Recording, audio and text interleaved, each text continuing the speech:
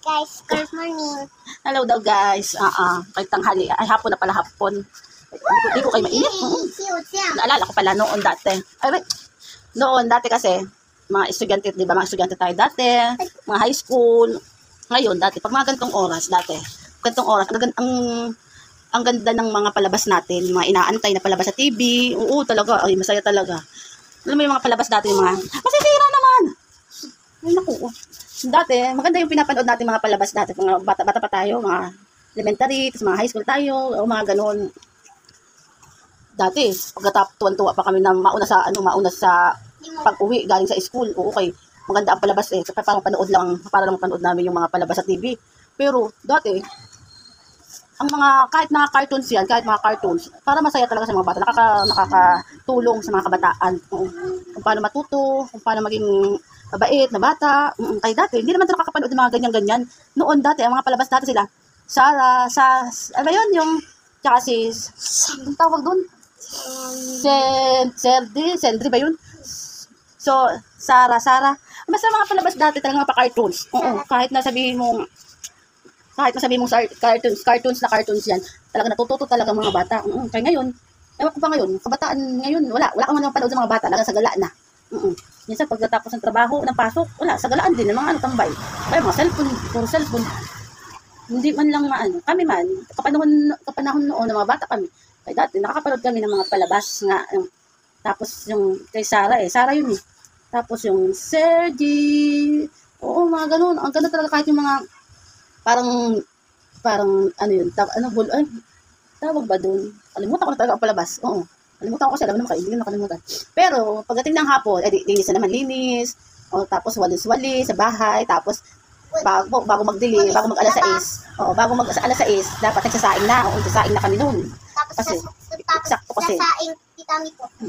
Oo, kasi dati talaga kapanahonan namin, bago mag alas 6, nagsasaing na kami. Ay dapat, bago mag alas 7, kumain na kami lahat. Oo, kaya mapalo kami pag hindi kami pag hindi kami nakapasok sa loob ng bahay. Yun. Tapos, ang nangyayari dati, pagkakain naman lahat, tawan-tuwa naman kami lahat, manood ng TV. Oo, ano yung mga, inaalala din kami, mga palabas paggabi. Ay, paggabi, ang mga palabas noon ay mga, Marimar, ganon, mga palabas dati, Marimar. Minsan paggabi kasi noon, magaganda ang mga palabas dati, mga drama. Pero, hindi mga Pilipinas, hindi mga Pinay ang mga nagagawa noon. Pero Tagalog naman siya. Kunyari si Marimar, yun. Pero Tagalog sila magsalita. Tapos, si Marimar, marami siyang palabas din dyan dati. Tapos may mga iba pang, iba kami pinapanood pa dati. Basta, nakalimutan ko na talaga ang pangalan. Pero ay talaga, yung mga palabas noong paggabi, ay masayang-masaya kami. Halos maganda. Pag inutusan kami sa labas, ay grabe kayo pagtakbo-takbo sa labas para makapanood agad kami. Ay, ang ending, nakakagat kami ng mga aso. Lalo na yung pinsan ko, nakagat ko talaga yung aso, pigil na kanya-kanya kami kung sino utusan tawag doon, ng mautusan, kung ano mabili doon sa tindahan. Pagkakapanood ng mga palabas. Ngayon, ay Diyos me, mga walang pakialam, kahit di mo na magagamit ang TV kakapanood kay mga bata dati, ngayon, ay lagi na sa labas. Kaya nasa tambayan, naka-cellphone, mga ganun. Pero dati, sama-sama kami lahat, mga bata kami. Tsaka dati, pag matatapos na talaga ang pasok, talaga nalabas na agad na kami sa uwi. Hindi na kami yung gagala-gala. Tapos yun nga, linis. Tapos ang mama ko at papa ko nauwi dati sa bahay. Tapos bago mag alas 6 nga pala, kaya nga rin kami napasok sa bahay dati. Kasi lagi kami nagdadasal. Nagdadasal kami lagi kay Papa Jesus, Simon. Dati kay Papa Jesus sa mama ko at papa ko, lagi kami napunta kay Papa Jesus. Nagkakaroon kami lagi ng ganito. Ganito lang kami talaga. Tapos meron kaming tawag doon, prayer na tali na binibilang. May mga di ba? Alam niyo naman yun. Hindi ko talaga hindi ko masalita. Kaya hindi ko maalala eh. Tapos nakaluhod pa si Mami. Nakagano pa kami, dano sila Papa Jesus. Tapos nagdadasal kami kay Papa Jesus. Tapos meron tayo duyan. Yun, kaya dati noon, kami magkakapatid, lagi kami nasa bahay. Alas 6 nasa bahay kami lahat.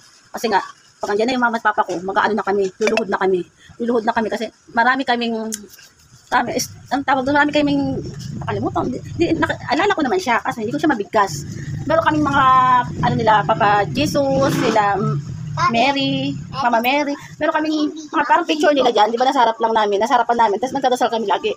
Tapos dati si Mami, nagdadasal lagi si Mami, kay Papa Jesus. Pero si lolo namin, ay si mama namin at papa namin, andyan lang sa bahay. dinadala namin sa bahay si Papa Jesus. Tapos, nakatago talaga yun. Nakatago yun dito eh. Nakatago yun dito. Ang dami namin dating rosaryo. Hindi ko alam kung nasaan na yung mga rosaryo. Dati tag-iisa talaga kami rosaryo, mga kapatid. Mama at papa ko may rosaryo. Pasok ka. Kaya pag nagdasal kami, kunyari, ngayon ako magsasalita. Pag nagdasal kami, ako magsasalita. Bukas, pag magsimba na naman kami, kapatid ko naman. Palitan kami lagi, nagdadasal, nagsasalita. Pero nakaluhod kami. Doon na kasi. Maganda, ano kami sa kakaluhod. Ang ending, pag kami makulit, kaluhod pa rin kami, pero may asin. Ay, di po mal talaga. Oo, kaya, kaso, ang naalala kasi sa akin noon, hanggang dito kay Mahal, ay kay Tintin yata, Tintin o kay Mahal, ang naka-experience sa akin sa mga dasal-dasal. Pagdating sa bebe, kaya isang bunso namin, ay, wala na yung mga naalala. Wala na, natutunan na yan. Kaya wala yung alam, mga ganyan. Kaya, mga hindi rin yan. Tsaka si Mahal ata, hindi kasama yan sa pagdadasal namin dati. Tsaka yung mga palo-palo namin dati. Hindi yung mga, kaya mga matitigas. Hanggang ngayon, matitigas ang ulo. Mami, ito puti. May maliliit lang. Malalaki. Kaya, dati talaga kami ang magkakasama magkakapatid. Hirap pero masaya naman kasi nakakapagdasal-dasal kami. Kung paano bukod pa yung every Sunday nasa simbahan din kami di ba? Yun, grabe mga alaala namin dati. Mga pinapalabas namin dati, mapatanghali, mapagabi. Maganda talaga. Lahat, ang dami. Sa totoo lang, yung mga kabataan noon ay napakasaya. Tsaka mga tahimik, mga mabait. Kahit may makita kayo mga siga-siga ng mga bata, hindi naman ganun kasi mga trip mag-ibang tao, hindi basta-basta. Kasi sila, kahit mga bago, mga siga-siga, ay mabait naman. Kung mabait din yung kaharap nila, o mga siga-siga lalaki, oo. Kaya yun, basta masaya talaga sa panahon ngayon. Kaya, ngayon, ma-high blood ka lalo. Kaya pag mga nanay ka o tatay, ma-high blood ka na lang sa mga bata. So, bata ka man, kaya Diyos mo, kahit ako na, high blood ako dito kay Simon, pagkakulit-kulit. Mabait naman yan si Simon, kaya lang, pagka baby kasi, kaya may kulit talaga yan. Kahit na ano-ano, tingnan mo, kakain-kain na pagkawawa ang bata. Ang batutay, nakain na naman ng bata. Kaya ganyan. Oo. Puti yan. Ayun dati, pag yung bata pa si Mami, lagi naggaganto ng kay mama ko. Mga puti-puting buhok, kaya dapat nagbubuhot-buhot si Ate Zoe. Dapat ka nagbubunot din. Dati si Mami, nagbubunot ng kay lola mo, sa mama ko. Dapat ka nagaganto si Mami. Kikili. Oo, di po. Di na nga kayo alis ni Mama, yung suklay. Okay, ate ng ulo, di po nga. Hindi na kayo makaano na muna, kayo puta. Kaligalig naman. Oo, okay na yan. Ito, suklay ka dito. Hindi na, goodbye, nag-guys. Sinabachika lang ako, alala ko lang. Bye.